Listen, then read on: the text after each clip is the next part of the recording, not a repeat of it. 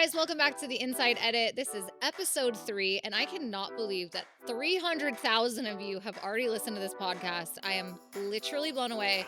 I cried a happy tear. I can't believe that so many people have taken the time to listen to me. So I love you and I thank you. And I'm so excited to share more today about my journey as a stylist, some advice, things that people ask me all the time, the things that I feel like are important to share of how to get started and, all that kind of jazz. Honestly, one of the most asked questions I get is always like, how do I become you? And I always say to people, it's to intern or assist stylist that you look up to. I think that advice could be true for anyone, a makeup artist, a hairstylist, anyone that you want to emulate their career, their client base.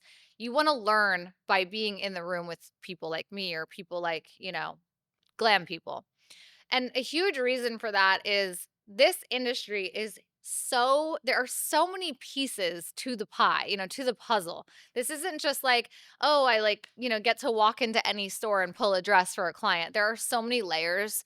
And so I wanted to share with you some of the things that I think will be helpful. So, one of the main reasons why I say to be an assistant is so that you can gain access to emails to designers.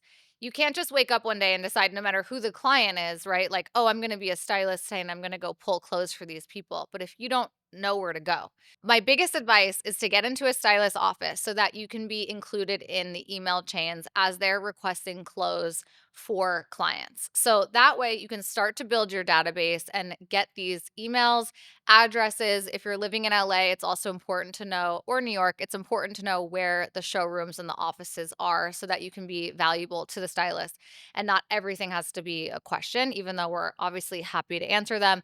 My assistant often is like sending people a detailed list of pickups and returns and go in this order because LA is so spread out. You want to pick everything up, in each sort of pocket of town. And again, there's a lot of this. There's a lot to explain. So you want to have the access to the designers and the emails. So when you eventually go out on your own and you get your own client, you're able to send off these emails to request clothes for the client. And the way this works is we, as the stylist, have to ask the different brands if they are interested in loaning their clothes for said client. So we'll send a super professional email. The subject line is very crystal clear, so and so. We will put the brand name in the subject line so it's easy to search through your own emails on the back end. And you'll kind of write out, so and so is going to this event, and this is the date, and this is the day we need it in our office by. Here's the address to our office. Are you interested in loaning your clothes? And the brand will then decide whether they want to participate or not. And sometimes they do want to participate, but they can't make it work within those dates. They will maybe participate in the next event that you have, but it's just not going to work for these dates.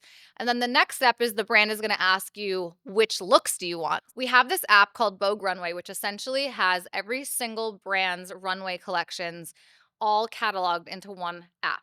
And so let's say I want to borrow a Tom Ford dress. So I go to Tom Ford, I go to his most recent collection, and I screenshot the pieces that I want to borrow for this client, and then I will email them the selects, and they will say, okay, yeah, sure, we have look 1, look 40, and look 54. We will ship these to you. Then there's a huge fight about who's going to pay for shipping, which is never fun. But obviously, the higher up the client is, A list, B list, whatever, people are probably more likely to pay for the shipping. But a lot of the times they don't have the budget. So then we have to pay for the shipping.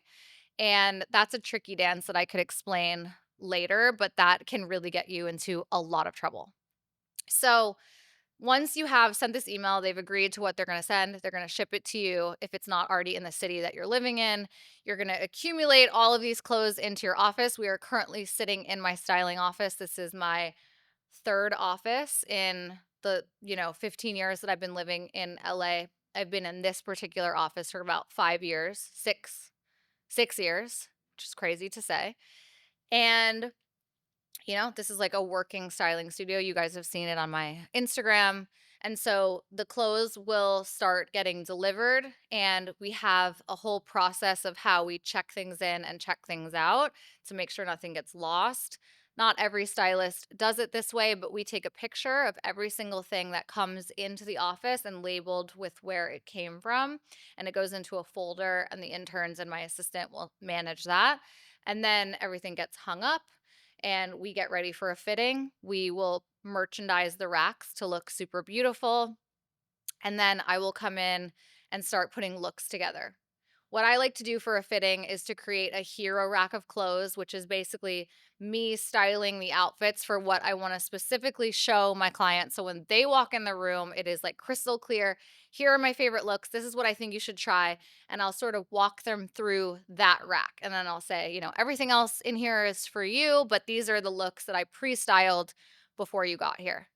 I think that makes it, seem like you're extremely prepared, you know what you're talking about. They feel really taken care of. These looks are styled specifically for them. It's not like I'm figuring it out as they're walking in the door. I think also when clients are more seasoned, this is like the expectation. And then they'll decide what they want to try on. We'll have our fitting, we'll take a photo, we'll have our tailor.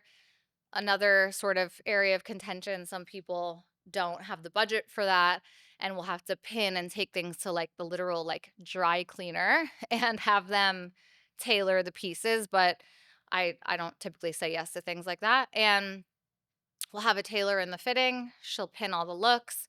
We'll take a picture of everything. And then at the end of the fitting, walk through it, decide which looks we want to go forward with. They'll go to the tailor. The client will leave. So at the end of all of that, obviously, it all has to go back to where it came from, and usually in an extremely timely manner. These designers, a lot of the time, have these looks slated for either another fitting. So they're getting transferred to another stylist, or they're going back to the brand or to an editorial shoot, but it's our job to check in with them and say like, "Hey, the look isn't being worn. What can we do with it? How can, where should we send it?" And then they'll tell us and we'll go from there. But making sure that these things are done on time and properly and nothing's getting lost. Also, why we have the pictures, we'll take a picture of it as it's leaving so that there's no confusion if something gets lost or misplaced, which happens all the time. Or the brand will say, "Oh, the dress wasn't in the box." And we're like, "Oh, well, here is the picture. It was in the box." And then they go, "Oh, oops," and we're like, "Told you so." But that can cost you a lot of money. So these are the kinds of things, if it's not crystal clear, can really add up. And that's a whole other story. I've unfortunately had to pay for all kinds of things over the years. And so that's pretty much like the gist of it. And then let's say the client books you again tomorrow, and then you're doing it all over again for a new set of events. So it's pretty much a revolving door of looks for different events, for different times, and for different clients. So also being sure that you're not showing a client something that they're not approved for if it's, for clients at the same time, and keeping the looks organized so that the brands don't get upset that they're making sure they're getting it to who they want to dress. So, really, at the end of the day, we're at the mercy of the brands, and it's our job to build these relationships. I'll see like a lot of people online saying, like, "Oh, well, she should be wearing that Scaparelli dress." And I'm like, "Babe, Scaparelli's not loaning. There's nothing I could do, to make them loan if they don't want to loan."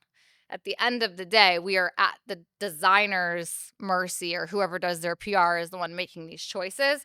But it's our job to work up to that. So, for instance, I start working with a client and people are like, not interested. But over time, once they see the vision and they see how great they look, then they will get on board. So that is a process and that takes time, and that's my job. And I think also the importance of relationships and being kind and being on time and being sweet, and having my team that is a reflection of me, making sure that they are kind and taking care of everything as well. Like I said, they're a reflection of me, and making sure that, everyone is happy basically at the end of the day. So, some people who aren't approved, or let's say you just do personal shopping, maybe they're not famous and they're just wealthy and they want to hire you to do personal shopping for them. Another important factor is maintaining relationships with stores. So, for instance, today in this day and age, I could walk in any store on Rodeo Drive in New York City, anywhere, to any store and pull clothing on consignment, and no one's going to charge me $1. There's no restocking fee. They're not putting it on my credit card because they know who I am. But if you are an up and coming stylist, a lot of the time they're going to charge you a restocking fee, which is usually about 20%, which means that you need to keep 20% of your entire pull. So if you pull $100,000 worth of clothes, you're keeping 20%. And you have to be so good at your job that you are making that choice for your client without them seeing all of the pieces. Or maybe you're sending them the pictures of, hey, here are the choices, which are your favorite, and then you're just going to pull their favorites to narrow it down. The other thing that will happen a lot is they will charge your credit card for the entire amount of the pull. Obviously, this is important. These stores don't know who you are. You're just getting your start. Maybe they don't know who the client is. Whatever the case may be, these are the relationships that take time, to build and to gain trust, basically. No one's going to just say like, here, sure, YSL, take 200 grand worth of stuff without having like, credibility or knowing who you are. So those those take time, but in time, all of those fees typically get waived. They're not charging your card, that kind of thing. I think the hardest thing for me in the beginning was I didn't have credit like that. I was like a brand new baby stylist, and I maybe had a credit card with like, a five or $10,000 limit. So then you have to rely on the client and making sure that their cards can handle those kind of purchases, or asking the client ahead of time, like, hi, I need to use your card for these purchases.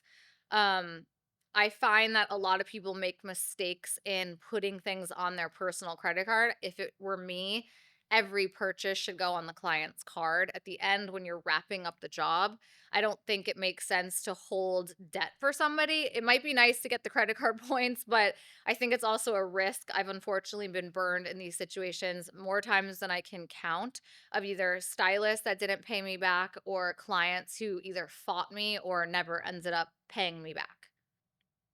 Tea. Just kidding. There is tea, but I will not share it. So for red carpet events, a lot of people don't understand how the whole process works, but it goes back to what I was saying about requesting from designers. So most celebrities that you're seeing on a red carpet aren't paying for a single thing that they're wearing. The dress is on loan, the diamonds are on loan. They go right back to where they came from most of the time that night. If it's a huge diamond situation, there's usually a security guard who is very close by. And at the end of the night, like Cinderella, they literally come to the hotel room and they take the jewelry off their body and then back to the store, back to their vault or whatever. This is very, very common. You see it especially at like the Cannes Film Festival. You'll see it for the Oscars, big time, big events. Not your smaller, like, movie press, movie premiere kind of thing. But most of these looks are 100% free. It is on loan. You are able to tailor it to make it fit. And if this is a big client, this is obviously what the brands want. They want the exposure, they want the recognition. And so they're willing to go to any lengths. A lot of the times, these dresses are getting shipped in from out of the country. I've seen dresses shipped in with a person, hand carried to make sure that it makes it here in time. It's literally in their garment bag in the like on the plane with them, not underneath. God forbid anything were to ever happen.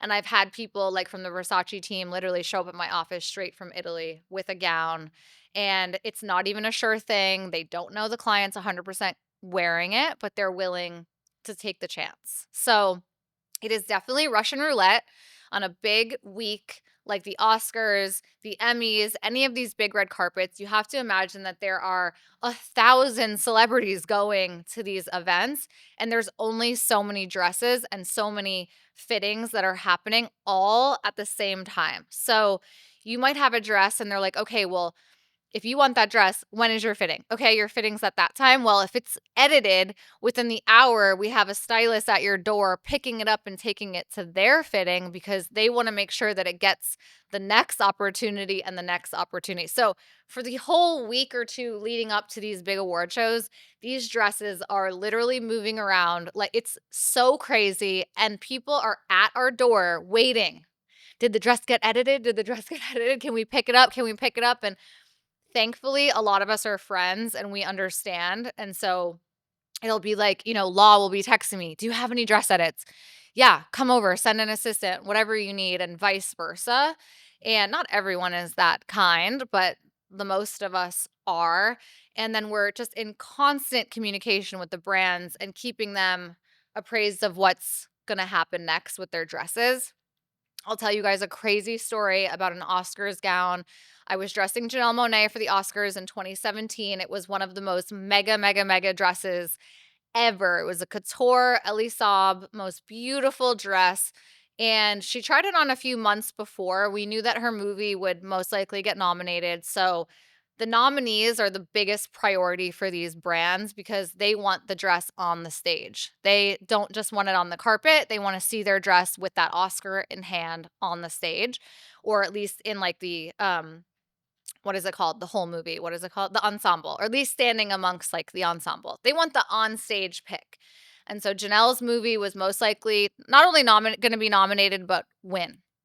It did. But I'm like, plot twist, it did win. But what happened was months before the Oscars, and we had tried the dress on, another very A-list, woman wanted the dress. And she had a huge moment wearing Mr. Saab when she won an Oscar years before. So this was an important client for them and someone that they really valued the relationship. And she wanted this dress. And so the PR called me and they were like, I gotta pass the dress on unless you can 100% confirm it's gonna be worn, which is, you wanna keep a little like just in case something better shows up or, something custom might happen, or this was months out, honestly. And they're like, we have to let her try it if it's not a sure thing. And I remember looking at Janelle and I was like, told her what what it was, who wanted it. And she's like, are you sure this is the dress? Like a better dress isn't going to come. And I said, I honestly don't think it is. And this is the dress. And I had to like really, go within and ask myself. And I just felt like it was the right dress. And of course it was. And it got so much press and it honestly changed my life. That red carpet really changed my life. But that's how serious it can get. It sounds so stupid, to be honest. Like this is not, brain surgery, but it's my life. It's the life of the dresses. Although those dresses are free, if someone is looking to buy a couture gown for a red carpet, you could be looking at $500,000 for a dress. That is a true couture, high-end, handmade, one-of-a-kind dress can be at least that much, if not more. I've personally never worked with someone who's got the dough like that, but another person who might have to buy a dress is like, let's say the producer on a movie. You're going to have to go to Rodeo or any of these bigger dress brands and buy a dress. So, $10,000, $20,000 a lot of the time for these really beautiful, like beaded gowns. Wardrobe malfunctions are obviously a part of the game. This is something that is inevitably going to happen. I think the most important advice I could give you is really just how to handle it. I'm such a believer in energy and just staying calm. If someone feels you freaking out, they are going to freak out. If you are calm and you're like, girl, it's fine. I got this. I'm going to sew you into this dress and we are going to be A-okay. Just can I get you a drink? This is going to take me about 5-10 minutes, but it's all going to be okay. If you're like, oh my God, freaking out, they're going to freak out. It's your responsibility to like claim the energy that you bring into a room. And I think that's what keeps people calm when these things happen. So I could tell you a million stories of zippers busting and being prepared and it's still happening. And, usually in a fitting, you can tell if you think about like, okay, what could happen? And I think it's about being prepared for the worst case scenario. So we show up at every client with a kit bag of just a million things that, you might need, whether it be a sewing kit, a steamer, double stick tape, anything you could think of, each of us have with us when we're with a client. On a big award show day where our client, there's 3 different clients or 5 different clients, every assistant that's with somebody has their own. There's like the iconic scene in the Rachel Zoe project. Remember when like Brad didn't have a kit? That's what we're talking about. Everyone has to have a kit. So if something were to go wrong, you're prepared. And my biggest advice is just staying calm. And honestly, even if you don't know how to do it, just figure it out. Just take a second, or if you're an assistant and you don't know how to handle it, call your boss. Just say like, hey, can you give me 1 second? I'm going to just call Maeve and figure out how we should do this. Or sometimes there's a tailor nearby who can get there in time to handle something. I think we had something, oh yeah, at Met this past year, like Lala was getting dressed. Everything was perfect, no problem. I remember thinking, I hate the zipper on these pants. It's like those little teeny tiny invisible zippers. And then bam, right as we're about to leave, zipper breaks. And thankfully, we had a tailor in the room or down the hallway or whatever. And she just stood there and took her shoes off and just let the tailor, zip her in. And it just is what it is. It's obviously scary when it happens. But I think just like anything, when you've done it long enough, you know how to handle things and you're just kind of like, all right, whatever. We'll figure it out. Obviously, some of these wardrobe malfunctions are just no one's fault, right? Like it just happens. But if a client can already sense that you're underprepared or something wasn't made right or something custom made was made in kind of like a janky way and it's not going to hold up, that is going to fall on you. If you have done your due diligence, if you have gone to the best designer and they have put on the perfect zipper for performance and the Velcro is there and the mic pack is sewn on perfectly and everything feels like it was done perfectly, but accidents happen, I think that's a different thing. But a lot of the times, I think it's unfortunately the up and comers who maybe don't know how performance clothes work, for instance, or like how important a heavy duty zipper is, or those kinds of things that come with just time and learning and doing this for a long time. A lot of people will ask me what a typical, crazy work week will be like. So I'll just give you an example of my last week. I prepped a job pretty quickly to go to Saudi Arabia to style someone I've never worked with before, which I think adds an added element of pressure because you've never met them, you don't know their body, you don't know what they really like. You can gauge it from their Instagram or what they've worn in the past, but you're basically going into it blindly. And a lot of the times with sizing, like just all kinds of kind of nightmare things can come up the first time you're working with somebody. So we were going to a country that has very strict restrictions on what someone can wear in terms of skin and what they can show as a woman. I'll leave my opinions about that to myself. And then picking the pieces without, obviously shipping like 17 suitcases, trying to narrow it down to the things that we think are going to be the best fit for the client and for the job. And, can your knees be showing, all of that kind of stuff. And we will send pictures ahead of time to the production so that they can weigh in on what their favorite things are, so that we're making sure that those are present. So then we flew 20 hours to Saudi Arabia, myself and my assistant. No problem, whatever. We shot for one day and then basically turned around and came back. I went to New York to have like a 4-day little family vacation, which was so nice. While my assistant came back to LA with the clothes, which all needed to get returned. And then we started prepping our next job, which was today. And that was a 20 look fitting for someone that I do personal shopping for. And so we did her fitting at her house in Malibu. And then because I'm committed to the pod, I drove all the way back over here to West Hollywood to shoot 2 episodes of the podcast. So that is what a busy, full life can look like when you're juggling multiple things. Not every stylist does all the things that I do, but I also somewhere in there had to shoot a brand deal for one of the brands that I work with, through like my influencer stuff. And it's just a huge juggle, which I think is so much of our job is juggling, but also the level that I do it at is definitely not for everybody. So I would say that there's like 3 main different kinds of styling that goes on. There is red carpet, there's street style, and then there's editorial. Typically, editorial stylists don't do the other. So it's a completely different world. It's a completely different set of sometimes even the samples. It's not the same PR people that loan clothes to celebrities. It's like almost like a completely different sector of our business. And then the red carpet and the street style is much more similar. So it would be handled by like a VIP team, is what they would call it. And like I talked about earlier, these brands are deciding who they're going to work with. I personally love street style. I feel like it's what I'm most known for.